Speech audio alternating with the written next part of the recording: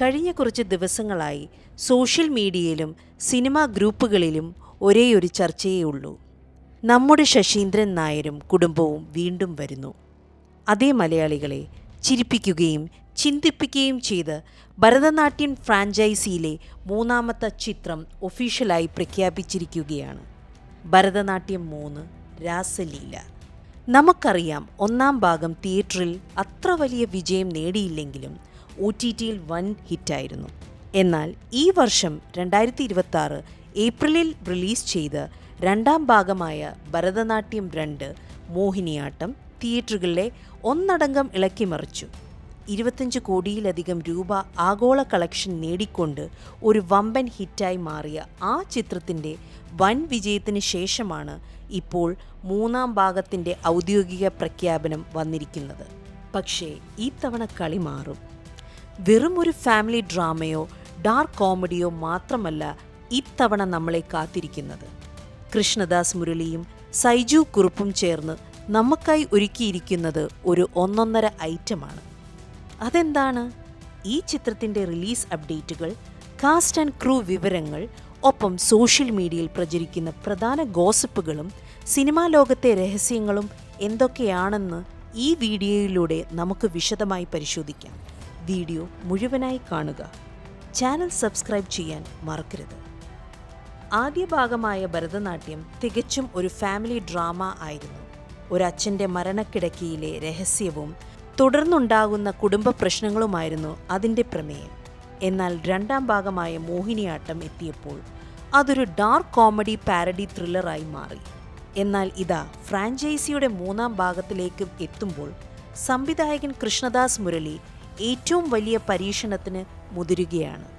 ഭരതനാട്യം 3 രാസലീല പൂർണ്ണമായി ഒരു dark horror comedy ചിത്രമായിരിക്കും. അതായത് നമ്മുടെ സാധാരണക്കാരനായ ശശീന്ദ്രൻ നായരുടെയും കുടുംബത്തിൻ്റെയും ജീവിതത്തിലേക്ക് ഈ തവണ കുറച്ച് പ്രേതങ്ങളും ഭീതജനകമായ അന്തരീക്ഷവും കടന്നു വരാൻ പോവുകയാണ്. മലയാളം സിനിമയിൽ ഇൻ ഹൗസ് ഹൊറർ കോമഡികൾക്ക് വലിയ സ്വകാര്യത ലഭിക്കുന്ന ഈ സമയത്ത് ഈ ജോണർ ഷിഫ്റ്റ് പ്രേക്ഷകരെ തിയേറ്ററിലേക്ക് ആകർഷിക്കാൻ ഏറെ സഹായിക്കുമെന്നാണ് അണിയറ പ്രവർത്തകരുടെ പ്രതീക്ഷ.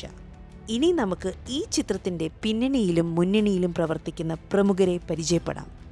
ഫ്രാഞ്ചൈസിയുടെ മുൻ വിജയങ്ങൾ ആവർത്തിക്കാൻ അതേ വൻനിര തന്നെയാണ് ഇത്തവണയും ഒന്നിക്കുന്നത്. ശശീന്ദ്രൻ നായരായി സൈജു കുറുപ്പ്. നമ്മുടെ നായകനായി ശശീന്ദ്രൻ നായരായി സൈജു കുറുപ്പ് വീണ്ടും സ്ക്രീനിൽ തകർത്താടും. പാവത്താനായ എന്നാൽ കുടുംബത്തിലെ പ്രശ്നങ്ങൾ പരിഹരിക്കാൻ ഓടി നടക്കുന്ന ശശിയുടെ വേഷം സൈജുവിൻ്റെ കരിയറിലെ തന്നെ ഏറ്റവും മികച്ച കഥാപാത്രങ്ങളിൽ ഒന്നാണ്. സംവിധാനം, രചന കൃഷ്ണദാസ് മുരളി തന്നെയാണ് ഈ മൂന്നാം ഭാഗവും സംവിധാനം ചെയ്യുന്നത്. വിഷ്ണു ആർ പ്രദീപനൊപ്പം ചേർന്നാണ് അദ്ദേഹം ചിത്രത്തിൻ്റെ തിരക്കഥ ഒരുക്കുന്നത്. നിർമ്മാണം ലിനി മറിയം ഡേവിഡും അനുപമ നമ്പ്യാരും ചേർന്നാണ് ചിത്രം നിർമ്മിക്കുന്നത്. Thomas Thiruvalla films, Saiju Kurup entertainments എന്നീ ബാനറുകളിലാണ് ചിത്രം തിയേറ്ററുകളിൽ എത്തുക.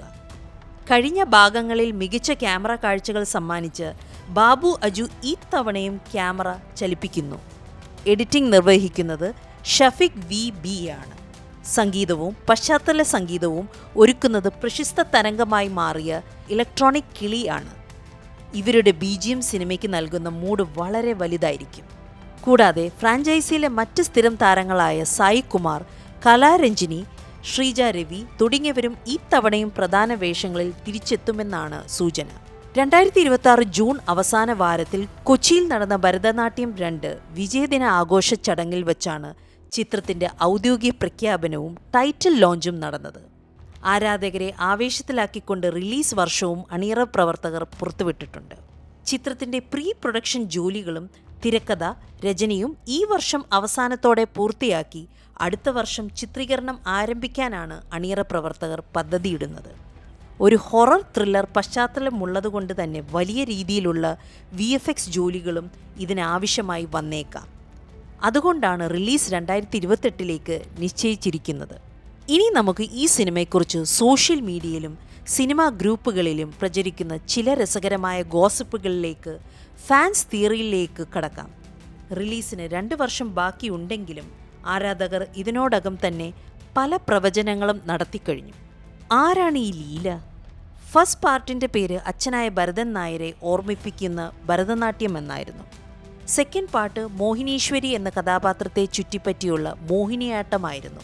അങ്ങനെയാണെങ്കിൽ ഈ മൂന്നാം ഭാഗത്തിലെ രാസലീല എന്ന പേര് സൂചിപ്പിക്കുന്നത് കഥയിൽ വരാൻ പോകുന്ന ലീല എന്ന പുതിയ കഥാപാത്രത്തെ ആയിരിക്കുമോ? ഫിലിം ഗ്രൂപ്പുകളിലെ ചർച്ചകൾ പ്രകാരം ഈ ചിത്രത്തിലെ ലീല എന്ന പേരിൽ ഒരു യക്ഷി അല്ലെങ്കിൽ ദുരൂഹത നിറഞ്ഞ ആ സ്ത്രീ കഥാപാത്രം കടന്നു വരുമെന്നാണ് പറയപ്പെടുന്നത്. ഈ കഥാപാത്രമായി മലയാളത്തിലെ ഏതെങ്കിലും മുൻനിര നായികയോ അതോ തമിഴിൽ നിന്നോ തെലുങ്കിൽ നിന്നോ ഉള്ള ഏതെങ്കിലും പ്രമുഖ താരമോ എത്തുമെന്നാണ് സൂചന. ശശീന്ദ്രൻ നായരുടെ വീടും തറവാട്ടിലെ പ്രേതബാധയും. ശശീന്ദ്രൻ്റെ തറവാട്ടുമായി ബന്ധപ്പെട്ട അല്ലെങ്കിൽ അവർ പുതിയതായി വാങ്ങിയ വീടുമായി ബന്ധപ്പെട്ടായിരിക്കും കഥ മുന്നോട്ട് പോവുക. തറവാട്ടിൽ വർഷങ്ങളായി അടച്ചിട്ടിരിക്കുന്ന ഒരു മുറിയും അവിടുത്തെ പഴയൊരു ശാപവും കോമഡി രൂപത്തിൽ അവതരിപ്പിക്കാനാണ് കൃഷ്ണദാസ് മുരളി ശ്രമിക്കുന്നത്. സുരാജ് വെഞ്ഞാറമൂടിൻ്റെ കഥാപാത്രം തിരിച്ചെത്തുമോ? രണ്ടാം ഭാഗത്തിൽ ഗോവിന്ദരാജൻ എന്ന കഥാപാത്രമായി സുരാജ് വെഞ്ഞാറമൂട് കാഴ്ചവെച്ച പ്രകടനം വൻ പ്രശംസ പിടിച്ചുപറ്റിയിരുന്നു.